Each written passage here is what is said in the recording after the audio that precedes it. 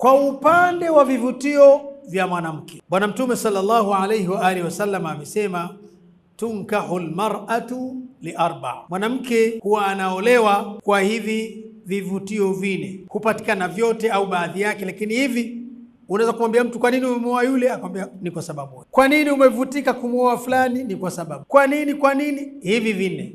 Akataja uzuri wa sura na muonekano, akataja kuwa na ukoo uliostaarabika unaoeleweka, akataja vile vile mali, pengine mashaallah hali yake si mbaya, unaweza ukaondoka mambo yakaenda ukarudi, akakwambia tu bwana, hapa una deni la 200,000, ulichokiacha kiliisha, nilitoa pesa zangu hizi kujilisha nikiwa mkeo na kuwalisha watoto.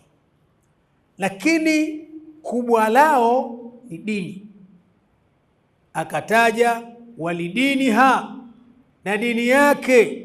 Sasa kwenye dini akapigilia msumari wa kusisitiza na kung'ang'aniza, akasema fadhfar bidhati dini, mtafute kwa juhudi kubwa kabisa kupindukia, taribat yadaka, na katika tamko jingine taribat yaminuk, mkono wako utabarikiwa. Wako wengine wanatafsiri kinyume chake, kama hutaangalia makini, basi mkono wako utakuwa ni wa kupekua pekua chini tu, fakiri, unaokota kokoto, si vitu gani.